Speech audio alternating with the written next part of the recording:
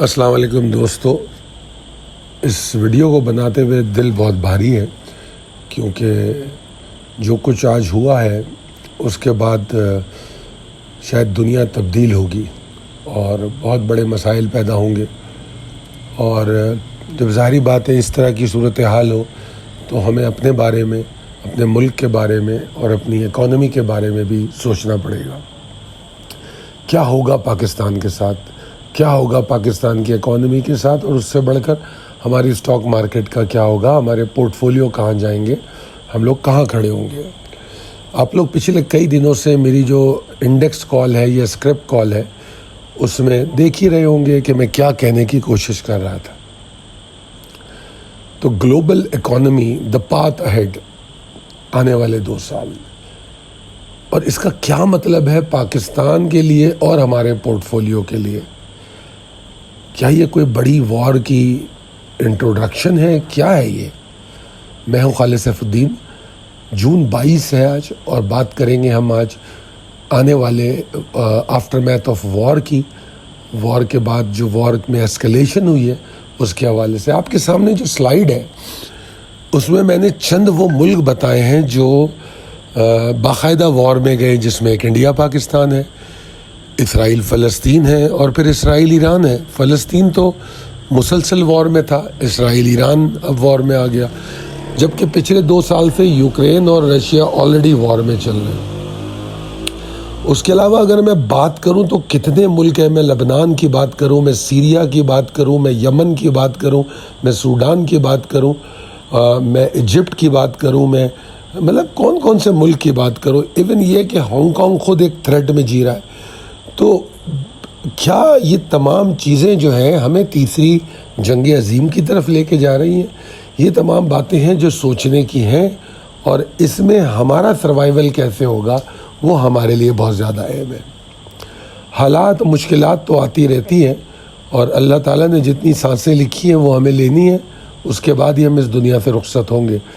تو جب تک ہم یہاں ہیں ہمیں کس طریقے سے نبرد آزما ہونا ہے اور ان معاملات کو کیسے سلجھانا ہے، اس حوالے سے میں نے ایک پریزنٹیشن تیار کی ہے، اور ان تمام معاملات کے لیے کیا سلوشن ہو سکتے ہیں، کیا پاسبلٹیز ہو سکتی ہیں۔ گو کہ سلوشن تو دینا آسان ہے مگر عمل درآمد بہت مشکل ہوتا ہے، مگر بہرحال جو میرے ذہن میں تھا وہ میں نے سوچا آپ لوگوں سے شیئر کروں، اور آپ لوگ اگر اپنے پورٹ فولیو اور اپنی انویسٹمنٹ کو سیکیور کر سکیں تو شاید یہ ہمارے لیے بہت اچھا ہوگا۔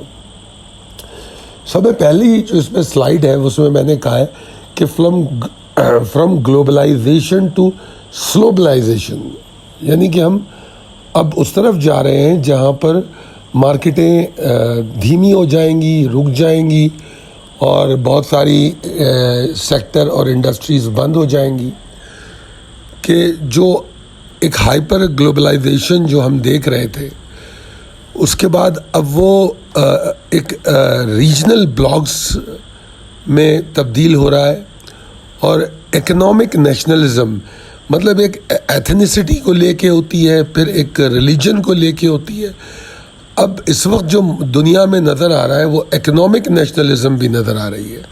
تو یہ تمام چیزوں کی طرف دنیا شفٹ ہو رہی ہے۔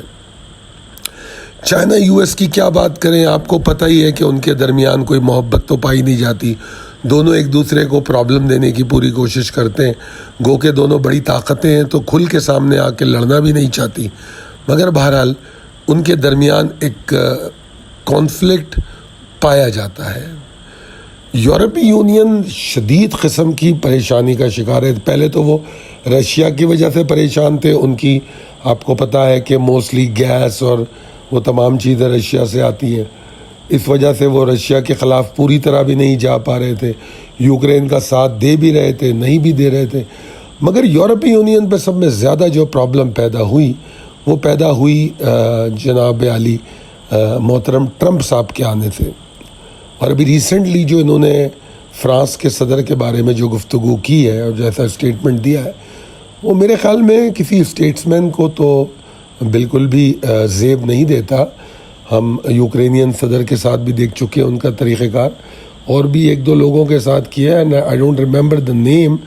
ایک صاحب کے ساتھ میرے خیال میں افریقن لیڈر تھا کوئی، اس سے وہ بات کر رہے تھے تو وہ ان کو بڑے آرام سے ریالٹیز بھی بتا رہا تھا کہ آپ کو پتہ کچھ نہیں ہے. تو اس طرح کا بندہ اگر ہوگا تو یورپی یونین تو بہت شدید پریشان ہے, اس کو سمجھ نہیں آ رہا. اور یہی وجہ ہے ایران اور اسرائیل کی وار میں جو ڈپلومیسی ہے اس میں بھی یہ کوئی بڑا یا اچھا کردار ادا نہیں کر سکے. گلوبل سپلائی چین آپ نہیں سمجھتے متاثر ہوگی. تو اب بہت ساری چیزیں تبدیل ہونے والی ہیں. اس میں جو چیزوں کو فائدہ ہوگا اس میں جناب منرلز کو ہوگا, ٹیکنالوجی سیکٹر کو ہوگا, اے آئی یہ جو سیمی کنڈکٹرز ہے اور ڈیفنس سسٹم ہے ان پر بڑی بہتری آئے گی, کیونکہ ظاہری بات ہے جس کا استعمال ہوا ہے اس میں اس کو ماڈرنائزیشن کی طرف لے جانے کی پوری کوشش ہوگی. Debt crisis and central bank tight rope یقیناً نارمل بات ہے, کیونکہ گلوبل ڈیٹ جو ہے وہ 320 ٹریلین کو کراس کر چکا ہے. تو اور ابھی جو جنگ ہوئی ہے اس کا امپیکٹ مزید ابھی وہ آیا نہیں ہے, وہ آئے گا. تو جو سینٹرل بینک ہے وہ بھی ٹریپڈ ہوگا انفلیشن اور اکنامک سلو ڈاؤن کے بیچ میں کہ آخر ہونا کیا ہے. گروتھ سلو ہوگی, انفلیشن بڑھے گی. یورپ میں بہت زیادہ اور یو ایس میں بھی اچھا خاصا اس کا مسئلہ ہوگا. اب دیکھنا یہ ہوگا کہ یو ایس میں جو عام آدمی ہے وہ اس کو کس طریقے سے ریفلیکٹ کرتا ہے, وہ ایک گیم چینجر ثابت ہو سکے گا. تو جناب یہ آسان لفظوں میں یہ سمجھ لینا چاہیے کہ چیپ منی یا ایزی منی کا جو وقت ہے وہ گزر گیا. اب یہاں پر ایک میں نے بات کہی ہے کہ اے آئی کا بوم ہوگا اور اس کے مقابلے میں امپلائمنٹ کا کرائسس ہوگا. کیوں ہوگا ایسا؟ ظاہری بات ہے اے آئی, آٹومیشن اینڈ روبوٹکس پہ اگر آپ زیادہ جائیں گے تو ہیومن ریسورس کی اتنی ضرورت تو نہیں پڑے گی, اور جو خراب صورتحال, آئل کی پرائز بڑھنا, ان تمام چیزوں سے جو پرابلمز آئیں گی سیکٹرز پہ, تو ان میں بہت سے لوگ بے روزگار ہوں گے, خاص طور پہ کلیریکل اسٹاف, لاجسٹک والے, مڈل مینجمنٹ. تو یہ وہ لوگ ہیں جو سب میں پہلے شاید نکالے جائیں گے. اور جو سب میں خطرناک بات جو مجھے اس میں سمجھ میں آئی وہ یہ ہے کہ معاشرہ دو لوگوں میں باقاعدگی کے ساتھ بالکل باقاعدہ ڈیوائیڈ ہو جائے گا. ایک ہوں گے وہ لوگ جو اس حالات میں بہت اچھا سروائیو کر سکتے ہیں, جن کو ہم ایلیٹ کہتے ہیں, اور ایک وہ لوگ ہم جیسے جو شدید پریشان ہیں, انسیکیورٹی میں جی رہے ہیں. تو جو لوور مڈل کلاس ہے وہ غریب اور غریب تر ہو سکتی ہے, اور اپر مڈل کلاس جو ہے وہ فرسٹریشن میں ہوگی اور وہ شاید لوور مڈل کلاس میں آ جائے. بہت برے حالات ہوں گے. اور ہمارے جیسے ملک میں جہاں پر انمپلائمنٹ کے بڑھنے سے چوری چکاری اور جو وائلنس ہے اور جو یہ تمام چیزیں بڑھ جاتی ہیں, تو اس طرح اور بھی کئی ممالک ہیں جن میں یہ چیز دیکھنے میں آئے گی. تو overall tax reform, universal basic income, ان تمام چیزوں پہ فرق پڑنا ہے. تو مجھے جو پازیٹیوٹی نظر آ رہی تھی وہ ایک ٹیکنالوجی سیکٹر میں نظر آ رہی تھی, اور دوسرے میں سوچ رہا تھا کہ آگے میں نے بتایا بھی ہے شاید فارما سیکٹر آپ کو زیادہ بہتر نظر آئے. اب آ جاتے ہیں ہم اگلی سلائیڈ پہ, جیو پولیٹیکل والیٹیلٹی. اگر ہم جیو پولیٹیکل موجودہ والیٹیلٹی کی بات کریں تو یوکرین وار چل رہی ہے اور وہ اثر انداز ہو رہی ہے یورپین سیکیورٹی پہ بھی اور ان کی انرجی ڈیمانڈ پہ بھی. مڈل ایسٹ تو ہمیشہ سے مشکل میں تھا. اسرائیل نے فلسطینیوں کی زندگی عذاب کی ہوئی تھی, اب وہ ایران تک چلا گیا. اب آپ کیا سمجھتے ہیں, کیا یمن محفوظ رہے گا؟ سیریا, عراق پہلے ہی بربادی کی طرف جا چکے ہیں, لبنان برباد ہو چکا ہے. سعودی عرب جو سمجھ رہا ہے کہ وہ سیکیور رہ سکے گا, مگر مجھے نہیں لگتا, کیونکہ دو ملکوں میں آپس میں کبھی محبت نہیں ہوتی, ہمیشہ مفادات ہوتے ہیں. تو مجھے بھی ایسا لگتا ہے کہ اگر وہ یہ سمجھتے ہیں کہ امریکہ ان کے ساتھ ہے تو یہ ان کی خام خیالی ہے. کمپیریٹیولی شاید وہ ان کو سپورٹ کریں جب تک ان کے پیسے ہیں, مگر ضروری نہیں ہے کہ وہ ان کو مکمل سپورٹ کریں. چائنا اس موقع کا فائدہ اٹھا کے تائیوان اور ہانگ کانگ ان پر توجہ دے سکتا ہے. ٹھیک ہے جی. تو اوور آل اگر ہم دیکھیں تو یہ جو یو ایس نے جو کیا ہے یہ بہت ساری طاقتوں کو ٹریگر کرے گا کہ وہ بھی اپنے ریجنل جو کانفلکٹس ہیں ان کو لے کے تھوڑا آگے پیچھے بھاگے.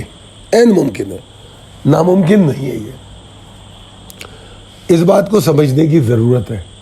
اور میں یہ بھی سمجھتا ہوں کہ جو ڈیفنس ہے, جو ڈیفنس سسٹم ہے,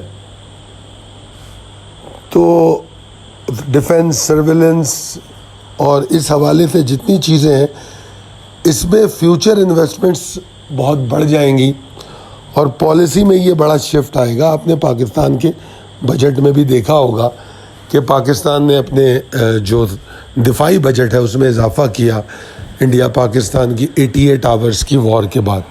تو جب اگر پاکستان یہ کرے گا تو یقیناً جو لوگ اب جنگ میں شامل ہیں ان کو بھی یہ کرنا پڑے گا. اور سب میں زیادہ اس کا جو امپیکٹ آئے گا وہ امریکہ پہ آئے گا, کیونکہ امریکہ کو صرف اپنا ہی نہیں اسرائیل کا نقصان بھی جھیلنا ہوگا کیونکہ وہ اس کا بیبی ہے. اب چلتے ہیں اگلی سلائیڈ پہ جو ہمارا اصل موضوع ہے کہ پاکستانی اکانومی, پاکستان کے حالات. دیکھیے پاکستانی اکانومی تو فریجائل ہمیشہ سے تھی, مگر ہم کو یہ بات نہیں بھولنی چاہیے کہ پاکستانی اکانومی میں ان حالات میں بھی پوٹینشیل ہے. اب لوگ شاید میری اس بات کو تسلیم نہ کریں یا ہنسیں اس بات پہ, مگر میں ان کو اس وقت کی بات یاد دلاؤں گا جب 2011 میں تسلسل کے ساتھ یہ بات کہتا تھا کہ جو پاکستان کی اسٹاک مارکیٹ ہے, جب ہمارے پاس ٹیکسس کا ایک رجحان آیا تھا اسٹاک مارکیٹ میں تو لوگوں نے کہا تھا کہ سارا مال بیچ دو. تو میں اس وقت بھی کہہ رہا تھا کہ یہ مارکیٹ کو بہتر کرے گا, خراب نہیں کرے گا. ٹرانسپیرنسی پے آف آگے جا کے پے کرتی ہے. تو یہ تو ایک ریزن تھا. دوسرا یہ کہ ایک کریش آیا تھا میرے خیال میں 2005 میں, شاید یہ مجھے یاد نہیں ہے, 2005 یا 2008 کا بھی میں ایئرس تھوڑے آگے پیچھے شاید ہو رہے ہوں, جو گلوبل کرائسس ہوا تھا, امریکن مارکیٹ کریش ہوئی تھی.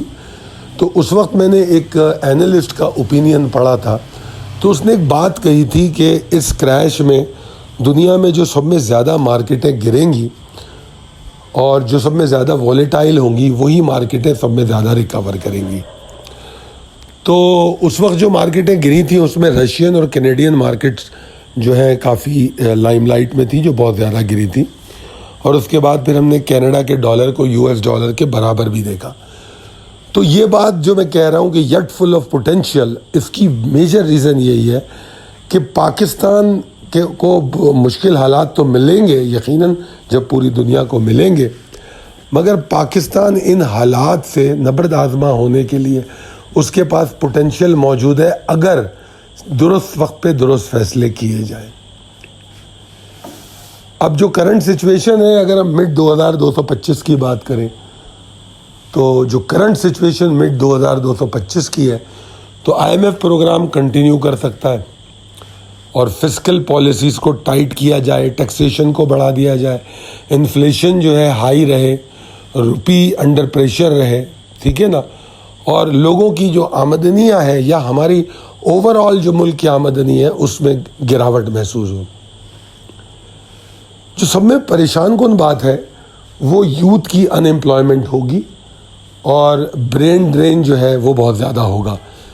مگر برین ڈرین اگر ہوگا تو وہ ایڈجسٹ کہاں ہوگا یہ بات مجھے ابھی سمجھ نہیں آ رہی, مگر پاکستان سے ضرور برین ڈرین ہوگا.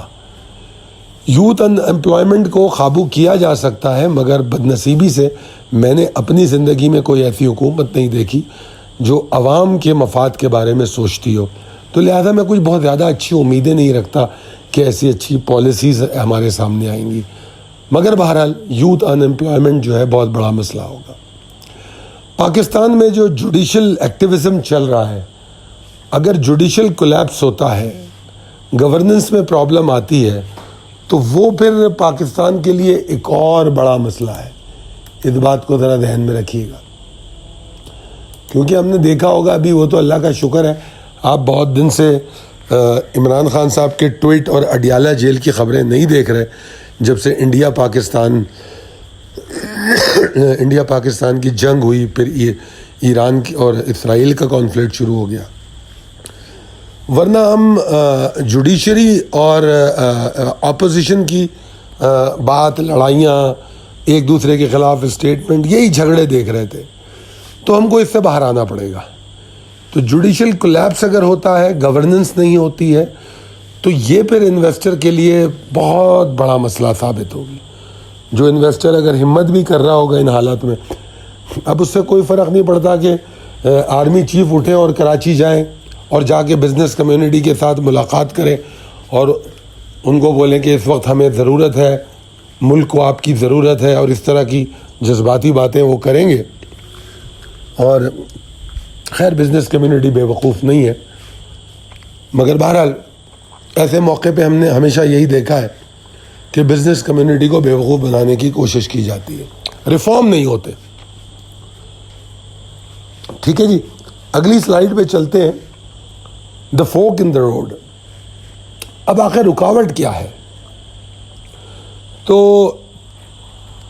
اگر پراپرلی ریفارمز پاکستان میں ہو جائیں تو میں سمجھتا ہوں کہ اسٹیبلٹی ہو سکتی ہے. پاکستان ایک اسٹریٹجک لوکیشن ہے سی پیک کے لیے، اور چائنا رکنے والا نہیں ہے.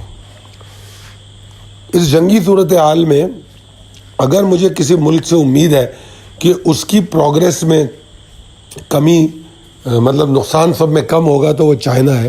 حالانکہ China is a leading exporter, تو یقیناً اس کو ایکسپورٹ میں تو پرابلم آئے گی، مگر اس کے باوجود وہ ویژنری لوگ ہیں، انہوں نے یقیناً اس کی تیاری پہلے سے کی ہوئی ہوگی. تو سب میں منیمم، کیونکہ اگر آپ تھوڑا سا غور کر لیں، تھوڑا سا، تو پچھلے 10 سے 20 سالوں میں چائنا کے جو ٹیکنالوجی سیکٹر ہے اور ویپن انڈسٹری ہے، وہ کس تیزی سے اوپر آئی، اور پاکستان بھارت کی جنگ کے بعد دنیا میں وہ بادشاہت کر رہے ہیں. اور اسی لیے شاید امریکہ کو ضروری تھا، جس طرح ٹرمپ صاحب بار بار کہہ رہے ہیں کہ ہمارے علاوہ کوئی دنیا کی آرمی یہ کر ہی نہیں سکتی تھی جو ہم نے کیا.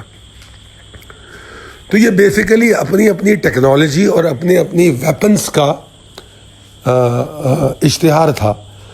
پاکستان نے چائنا کے ویپن کو ثابت کیا، اور ابھی امریکہ نے اپنے ویپن کے بارے میں بتایا، کیونکہ یہ ویپن کبھی دنیا میں پہلے استعمال نہیں ہوا.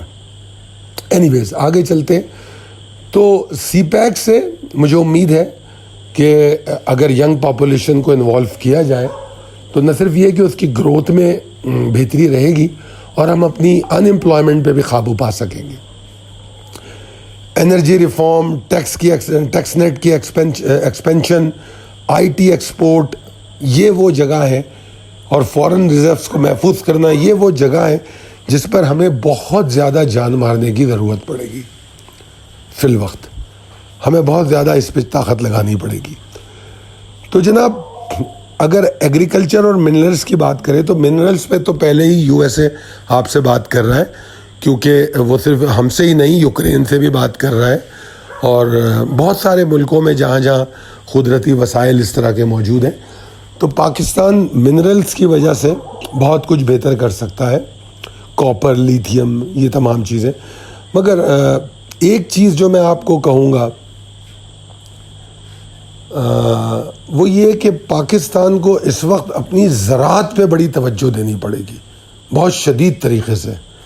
آٹومیشن کرنا پڑے گا، زراعت کو بہتر بنانا پڑے گا. میں پہلے بھی اپنی کسی ویڈیو میں کہہ چکا ہوں کہ آنے والے دنوں میں ایک زمانہ تھا، مجھے یاد ہے 25-30 سال پہلے، جب میں سنگاپور کو دیکھ رہا تھا، سنگاپور جایا کرتا تھا میں، تو وہاں میں دیکھا کہ ویلیو ایڈیشن ہو رہی ہے، صرف ایگریکلچر تو کوئی ہوتی ہی نہیں وہاں. تو میں نے سوچا یار یہ کیسا کنٹری ہے، ویلیو ایڈیشن، اور دنیا کا one of the best countries میں تھا وہ. اب دنیا تبدیل ہو رہی ہے. اب آنے والے دنوں میں جس طرح ہم پانی کے لیے بےتاب ہو رہے ہیں، انڈیا سے ہم لڑنے کے لیے تیار ہیں، تو اسی طرح خوراک کی بھی پرابلم آئے گی. تو کنٹریز وہ سروائیو کریں گی جو اپنی ایگریکلچر پروڈکشن اپنے ملک کے لیے ایٹ لیسٹ پیدا کر سکیں گی. اور اگر ہم ایسا نہیں کریں گے تو ہم آنے والے دنوں میں بہت بڑے مسائل کا شکار ہوں گے. آٹو سیکٹر, فارما سیکٹر, ان کو بہت زیادہ پرابلم ہوتی ہے یا نہیں ہوتی ہے دیکھیں گے. فارما سے تو مجھے امید ہے کہ نہیں ہوگی, مگر بہرحال پرائیویٹ انویسٹمنٹ, جو پرائیویٹ پبلک پارٹنرشپس ہیں, یہ بہت ضروری ہیں. اور یہ میری ذاتی خواہش ہے کہ گورنمنٹ کو پرائیویٹ جو یونیورسٹیز اور کالجز ہیں ان پر توجہ دینی چاہیے کہ ان کی فیسز, جو عام آدمی کا بوجھ ہے, جس کے 2 سے 3 بچے اگر پڑھتے ہوں اسکول, کالج, یونیورسٹیز میں, تو وہ جو اخراجات ہیں اس کو کچھ کم کرنے کی کوشش کریں. اور پرائیویٹ پبلک پارٹنرشپ جو ہے وہ ایجوکیشن, انفراسٹرکچر, ہیلتھ جو ہے اس میں اگر ہوتی ہے تو شاید سسٹینیبل ڈیولپمنٹ ہو. مگر بدنصیبی سے میں یہ باتیں تو سب اچھی کر رہا ہوں, مگر انفارچونیٹلی جو جتنے بڑے بڑے ہسپتال میں دیکھتا ہوں وہ فاؤنڈیشنز ہیں اور وہ گورنمنٹ سے زمینیں لے کے انہوں نے بنائے ہیں, مگر اس کے بعد ان کا علاج پرائیویٹ ہاسپٹل والا ہے, وہی ان کا ریٹ ہے. تو اب اس میں ریگولیشن اور مانیٹر کا قصور ہے, میں کیا کہہ سکتا ہوں. اگلی سلائیڈ ہے فوک ان دا روڈ کی. اف اسٹیٹس کو پریویلز, کیا ہوگا؟ یہی ہوگا, آئی ایم ایف پہ ڈپینڈنٹ رہیں گے اور ڈیفالٹ کا رسک سامنے لٹکتا رہے گا. اپوزیشن چیختی رہے گی کہ ہم ڈیفالٹ ہو رہے ہیں, ہم ڈیفالٹ ہو گئے ہیں. یہ باتیں ہوتی رہیں گی. جس طرح میں نے تھوڑی دیر پہلے کہا, مڈل کلاس کولیپس ہو جائے گی. ڈالرائزیشن اور پیسے کا پاکستان سے بھاگ جانا, جو اور میرا خیال ہے کہ اس وقت پاکستان کو سب میں پہلا کام یہی کرنا چاہیے کہ پاکستان سے باہر جانے والے پیسے کو روکا جائے. سب میں پہلا قدم یہ اٹھانا چاہیے کہ جو کیپٹل فلائٹ ہے وہ پاکستان سے بند ہونی چاہیے, گارنٹیڈ بند ہونی چاہیے. اچھا, دوسری جو پریشان کن صورتحال ہے کہ اگر ادارے ہمارے کمزور ہوتے ہیں اور جس طرح ابھی موجودہ صورتحال میں جو ایک مخصوص کمیونٹی ہے, ایلیٹ کمیونٹی, وہ اداروں کو کیپچر کر کے بیٹھی ہوئی ہے, اگر وہ اسی طرح کیپچر کرتی ہے اور مزید اس پہ میں انٹروین کرتی ہے تو پھر میں سمجھتا ہوں پاکستان کو برباد ہونے میں زیادہ ٹائم نہیں لگے گا. آخر میں the toxic mix of inflation, unemployment, disillusionment will trap the nation in permanent crisis. تو اگر ان تمام باتوں کو ہم نہیں سمجھیں گے تو یہ ملا کے جو ہے نا قوم کو ایک پرماننٹ کرائسس کی طرف لے کے چلے جائیں گے. اب کولیپس کے رسک فیکٹر کیا ہیں, انہی باتوں کو دوبارہ ریپیٹ کریں گے ہم یقیناً. اگر ہم آئی ایم ایف پہ بہت زیادہ ریلائنس کرتے ہیں نا, اس پہ زیادہ ریلائی کریں اور پروڈکٹیوٹی پر توجہ نہیں دیں, ہم صرف یہ سوچ کے بھاگتے رہیں, اپنے اکنامک کیا ہے جو فائنانس منسٹر ہیں ان کو ہر وقت آئی ایم ایف کے پیچھے لگا کے رہیں کہ چلو یار اس سے پھر اگلی قسط پکڑو, ایک اور پروگرام لے لو, ایک اور کچھ اور پیسے پکڑ لو, اور ہم اپنی پروڈکٹیوٹی, اپنی کاسٹ کٹ, اپنے اخراجات میں کمی, ان چیزوں پر توجہ نہیں دیں گے تو یہ ہماری تباہی کے لیے ہماری تابوت میں آخری کیل ثابت ہوگی. اور جس طرح میں نے کہا کہ ایلیٹ ڈریون ڈس فنکشنل گورننس جو کہ موجود ہے, آج سے نہیں, جب سے پاکستان بنا ہے اس وقت سے, میں کسی ایک سیاستدان کو یا فوجی حکمران کو نام نہیں دوں گا. میرا خیال ہے کہ جب سے میں پیدا ہوا ہوں میں نے پاکستان میں ایسی ہی ڈس فنکشنل گورننس دیکھی ہے اور ایلیٹ ڈریون دیکھی ہے. کلائمیٹ شاکس, اب یہاں پر یہ بہت سمجھنے کی ضرورت ہے کہ پاکستان میں کی زراعت کو, پاکستان میں سیلاب جو آتے ہیں وہ بہت متاثر کرتے ہیں, انسانوں کو بھی اور ایگریکلچر کو بھی. پاکستان کو اب وہ موسم بھی آنے والا ہے, پاکستان کو اس کا پہلے سے سد باب کرنا ہوگا. اگر وہ ایسا نہیں کریں گے تو فوڈ انسیکیورٹی تو آلریڈی موجود ہے. اللہ تعالیٰ ہم پہ رحم کرے. اور ایک بات میری یاد رکھیے گا کہ پاکستان جو ہے امریکہ کی طرح یوتھ کی ایک بہت بڑی پاپولیشن ہے, اور دنیا میں کہا جاتا ہے کہ سب میں زیادہ جو 25 سال سے لے کر 40 سال تک کے لوگ ہوتے ہیں وہ ملک طوفان مچا دیتے ہیں, بڑی ترقی کر لیتے ہیں. تو Pakistan is also one of those like United States. مگر کتنا واضح فرق ہے کہ یونائٹڈ اسٹیٹس ایک سپر پاور ہے اور ہم ایک بہت ہی عجیب و غریب حالات میں ہیں. تو اس کی وجہ کیا ہے؟ یوتھ جو پاپولیشن ہوتی ہے اس کا مس گائیڈڈ رہنا. اگر اس کو ٹریک پہ نہیں رکھا جاتا، اگر اس کو صحیح اپرچونیٹیز نہیں ملتی تو وہ مس گائیڈ ہو جاتی. یہی وجہ ہے کہ ہمارے پاس جو کیا بولتے ہیں اس کو نان گورنمنٹل ملیشیاز اور اس طریقے کی جو بہت سارے گروپس ہیں اور بہت سارے ایسے کردار ہیں ہمارے ملک میں، وہ اسی لیے بہت زیادہ ہے. تو اگر ہم یوتھ پاپولیشن جو ہماری ہے اس کو اپرچونیٹیز دیں تو ہم اس چیز کو بہتر کر سکتے ہیں. اور اگر ہم نے ایکسپورٹ ڈائیورسفیکیشن پر بات نہیں کی، یہاں پر میں ایک چیز لکھنا بھول گیا، میں لکھ دوں گا. ویلیو ایڈیشن اگر ہم ابھی بھی نہیں سمجھیں گے، ویلیو ایڈیشن اگر ابھی بھی نہیں سمجھیں گے تو ہم اس کا بڑا نقصان اٹھائیں گے. ہمیں کیا امپورٹ کرنا ہے، یہ اس کے لیے ایک باقاعدہ ایک بورڈ ہونا چاہیے جو بیٹھ کے یہ فیصلہ کرے کہ ہمیں کیا امپورٹ کرنا چاہیے اور کیوں کرنا چاہیے. کیا وجہ ہے کہ ہمیں وہ ایسی چیز امپورٹ کرنی پڑ رہی ہے؟ کیا ہم بنا نہیں سکتے؟ کیا ہم پیدا نہیں کر سکتے؟ صرف امپورٹ کر لینا مسئلے کا حل نہیں ہے.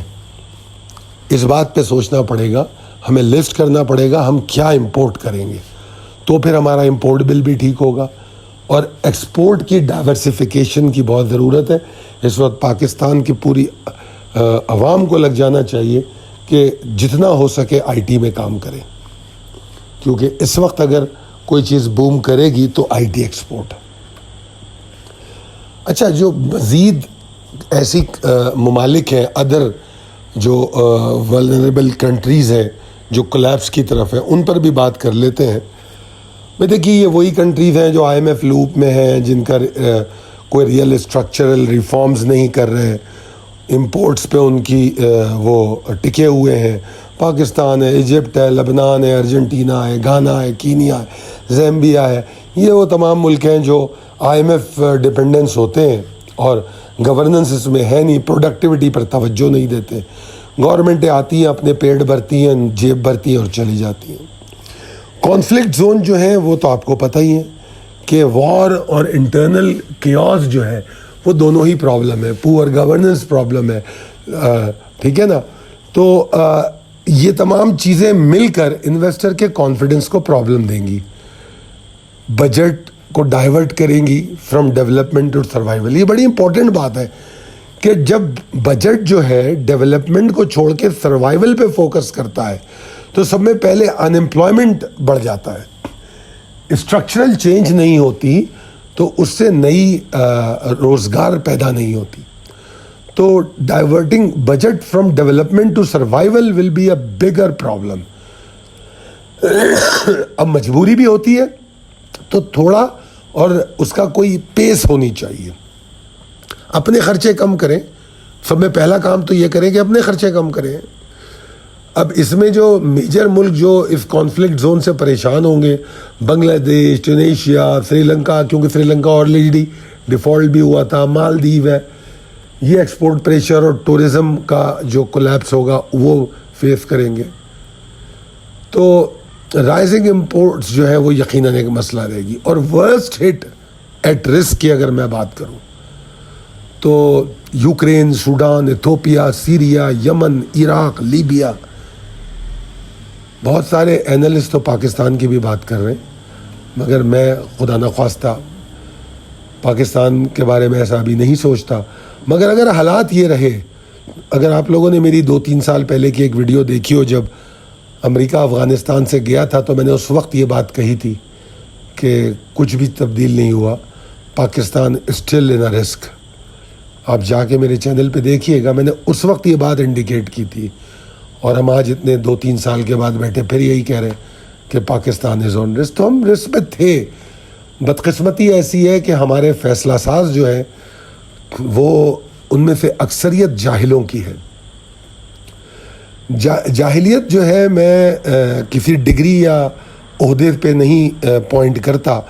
میرے حساب سے جاہلیت وہ ہے جو کسی نالج انفارمیشن کو ایبزارب کرنے کی صلاحیت نہیں رکھتی.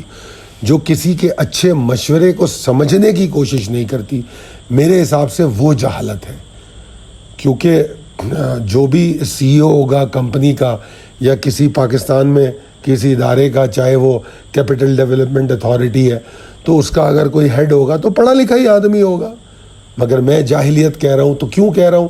تعلیم پہ نہیں کہہ رہا، میں اس لیے کہہ رہا ہوں دراصل مسئلہ یہ ہے کہ اگر آپ سمجھنے کی صلاحیت نہیں رکھتے تو بیسیکلی آپ جو ہے جاہلیت کے موڈ میں ہیں. آ جاتے ہیں اگلی سلائیڈ پہ. اب یہاں سے میرا ویو سولوشن شروع ہوتا ہے کہ اس کولیپس سے سروائیو کیسے کریں بڑی کلیئرٹی کے ساتھ اور بہادری کے ساتھ. تو یہ ایک پورا نقشہ میں آپ کو اس میں دکھانا کی کوشش کر رہا ہوں، جو میری ناسمجھی میں مجھے سمجھ آیا ہے وہ آپ سے شیئر کر رہا ہوں. تو جناب جو ہمارا ویژن ہے وہ یہ ہے کہ جو دا فیوچر آف اکانومیز یا نیشنز ہے وہ ڈیٹا اور ڈیٹ پہ نہیں ہوگی، ڈگنیٹی، ڈسپلن اور ڈیسیشن پہ ہوگی. میں پچھلے کئی عرصے سے کہہ رہا ہوں، بلکہ میرے ٹویٹس پڑھیں آپ، یا اگر آپ لوگوں نے میری مطلب other than the stock posting جو میں ٹویٹس کرتا ہوں جو میرا سوشل میڈیا ہے، اس میں میں نے کئی دفعہ لکھا ہے کہ پاکستان میں نہیں پوری دنیا میں جوکرز جو ہیں پاور میں آ رہے ہیں. جو پاپولس گورنمنٹس جن کو کہا جا رہا ہے، جو پاپولر لیڈرشپس جن کو کہا جا رہا ہے، دے آر جوکرز. اور آپ کے سامنے اس کی مثالیں اس وقت واضح طور پہ نظر آ رہی ہیں، اور نتیجتاً اس سے دنیا میں انسانوں کی زندگی کتنے خطرات سے دوچار ہو رہی ہے یہ اب آپ کے سامنے ہے. تو اب جو معاملہ ہے وہ صرف اکانومیز کا نہیں بچے گا. پہلے جنگیں اپنی سرحدوں کو بڑھانے کے لیے کی جاتی تھی، ایسا ہی تھا نا کہ جناب سورج طلوع ہو میری سرحد میں تو غروب نہ ہو، اتنی لمبی سرحد ہو، یہ کہانیاں ہوتی تھیں. پھر انہوں نے کہا یار یہ چھوڑو، اکانومیز کو کنٹرول کرو، لوگوں کو اپنا غلام بناؤ. اب جو ہے نا، اب جو آنے والا دور ہے اس میں سروائیو وہی کریں گے جن میں ڈسپلن ہوگا، ڈگنیٹی ہوگی اور صحیح وقت پہ صحیح ڈیسیشن لے سکیں گے. جہاں جسٹس مر چکا ہو وہاں پر کچھ پراسپیرٹی کی امید نہیں رکھنی چاہیے. جہاں قومیں کولیپس کر گئی ہوں، اس لیے نہیں کہ ان کے پیسے ختم ہو گئے، پیسے ختم ہونے سے قومیں نہیں ختم ہوتی، مگر جب وہ سچ ان کے اندر سے ختم ہو جاتا ہے. آج میں نے ایک ٹویٹ کیا تھا جس میں نے کہا تھا کہ دو لفظ ایسے ہیں جن کا بڑی بے دردی سے استعمال کیا. اگر آپ لوگ میرا ٹویٹ پڑھیں گے تو وہ دیکھیں گے، تو وہ دو لفظ تھے بیوٹیفل اور گریٹ. اب آپ سمجھ لیجئے، خود ہی جان لیجئے یہ دو لفظ سب میں زیادہ کس نے استعمال کیے. تو بیوٹیفل اور گریٹ لفظ کو اس طرح استعمال کیا ہے. تو میں نے ٹویٹ یہ کیا تھا کہ صرف ایسا نہیں ہے، میں یہ نہیں سمجھتا کہ سوری میں معذرت چاہتا ہوں، میرا گلا جو ہے ابھی بھی ٹھیک نہیں ہوا ہے. جب سے میں واپس آیا ہوں تو طبیعت کافی زیادہ خراب ہے. خیر بہرحال میں اپنا ٹویٹ بتاتا ہوں آپ کو کہ true death begins the moment a man chooses comfort over. مطلب اگر آدمی یہ سوچنا شروع کر دے کہ مجھے کمفرٹ چاہیے، ٹھیک ہے نا، غیرت کی کوئی بات نہیں ہے، سیلف ریسپیکٹ کی کوئی بات نہیں ہے، تو پھر کہانی ختم ہو گئی. تو جن قوموں پہ تباہی آئی ہوئی ہے ان کے بارے میں آج میں نے ایک شعر بھی لکھ کے پوسٹ کیا تھا. کیا قیمت ہے اس زیست کی جہاں وقار بک جائے، ہاتھ تو سرگرم رہے مگر دل پر بزدلی کا راج ہو جائے. مجھے وہ سانس گوارا نہیں جہاں غیرت مر جائے، بے غیرتی کے ساتھ جینا فقط سانسوں کا بوجھ ہے. تو یہ اس وقت ان لوگوں کی حالت ہے جس پر میں نے یہ شعر لکھا، جو لوگ اس وقت زیر عتاب ہیں. اور میں نے جو آپ سے دو لفظوں کی بات کی، گریٹ اور بیوٹیفل کی، وہ یہ تھی کہ اگر بموں کو کہا جائے خوبصورت اور ظلم کو کہا جائے عظیم، تو پھر صرف ظالم جو ہے کہنے والا نہیں ہے، مجھے تو زبان بھی مجرم نظر آتی ہے. یعنی کہ وہ لینگویج جو استعمال ہو رہی ہے تو تھوڑی سی سارکاسم اور کیا کہنا چاہیے ایگزیجریشن ہے میری اس بات میں، مگر بہرحال میں کہنا یہ چاہ رہا ہوں کہ beautiful is used for balms and great for operation, تو language itself stand accused. اگر آپریشن کے مطلب آپ اس طرح کے الفاظ ان جگہوں پہ استعمال کریں. خیر بہرحال going out of the context, getting back to the our slide جو ہمارے ڈسپلن کی ہم بات کر رہے تھے. تو بہرحال پیسے ختم ہو جائے کوئی مسئلہ نہیں ہے، سچ باقی رہے، ٹرسٹ باقی رہے، ٹیلنٹ باقی رہے، امیدیں جوان رکھیے. اگر ہم اس اسٹرام کو گزار سکتے ہیں، اگر ہم سختی کے عادی ہو جائیں، اور انشاءاللہ تعالی اللہ بہتری کرے گا. دیکھیے کولیپس انویٹیبل کیوں ہوگا؟ دیکھیے اسپیشلی پاکستان میں اکانومی کولیپس جو ہے انفلیشن سے یا ڈیٹ سے نہیں ہوتی. ہمارے جسٹس سسٹم، ہماری گورننس، ہماری کرپٹ لیڈرشپ اور یہ تمام اور جو سوشل مورل جو ہمارے اقدار ہیں ان کی وجہ سے ہوتی ہے. تو میرے حساب سے پاکستان میں فائنینشیل فیلئر سے زیادہ انسٹیٹیوشنل اینڈ ایتھیکل کولیپس ہے. میں یہ بہت دن سے اس بارے میں سوشل میڈیا پہ لکھ بھی رہا ہوں کہ پاکستان میں جو معاشرہ ہے وہ تباہ ہو رہا ہے، اور اگر معاشرہ تباہ ہوگا تو پھر فائنینشیل فیلئر تو بڑی چھوٹی چیز ہے، وہ تو رہے گی. تو بہرحال what's truly collapsing, it's not missing dollar, it's missing character in leadership, in media, in institution and in the mindset of the public. مطلب میں کسی ایک آدمی کو ذمہ دار نہیں ٹھہرا رہا، میں تو میرا ذاتی تجربہ ہے کہ پاکستان میں تو مجھ سمیت ایک بھیک مانگنے والا بھی کرپٹ ہے، وہ بھی سوچتا ہے کسی کو چونا لگا دے، لوٹ لے. تو پیسوں کا رونا چھوڑ دیجئے، کیریکٹر بلڈنگ اگر ہو جائے نیشن کی تو انشاءاللہ تعالیٰ بہتری ہو سکتی ہے. انویسٹرز کو میں یہ ایڈوائز کروں گا، یہ اگلی سلائیڈ ہے، advice to investors how to survive the storm. اپنے کیپٹل کو سیکیور کریں، بچائیں اس کو. دیکھیے پروفٹ آپشنل ہے، سروائیول بہت ضروری ہے. ڈائیورسیفائی ہونے کی بات تو ہمیشہ کرتے، اب اور زیادہ کرنی پڑے گی. پچھلی اگر آپ 15 دن کی کالیں اٹھا کے دیکھ لیں تو بار بار یہ بات کہہ رہا ہوں کہ شارٹ ٹرم ٹریڈ بھی آپ کو ہر اسٹاک میں نہیں کرنی ہے. پھر یہ پوائنٹ میں نے ریز کیا ہے کہ بھائی انالیسس کو فالو کرو. شور ہنگامہ، ریومر، واٹس ایپ پہ جو بیکار کی گفتگو ہے یہ سب بیکار ہے. Reality, fundamental analysis, technical analysis, ان چیزوں کو دیکھیے، سمجھیے. تو اپنے آپ کو لاجک اور لیولز کے ساتھ جوڑ لیجئے، ریئل ویلیو میں انویسٹ کیجئے. گولڈ ہے، کموڈیٹیز ہیں، انرجیز ہیں، پروڈکٹیو ایسٹس ہیں، کافی سارے پاکستان اسٹاک ایکسچینج میں اسٹاکس موجود ہیں. اپنا گلوبل ایکسپوجر بڑھائیے، کوئی فرق نہیں پڑتا. دیکھیے آپ کی سیفسٹ پوزیشن مارکیٹ میں نہیں ہوتی، آپ کے مائنڈ میں ہوتی ہے. اگر آپ کا مائنڈ سیفسٹ پوزیشن کے لیے تیار ہے تو پھر مارکیٹ تو آپ چوز کریں گے.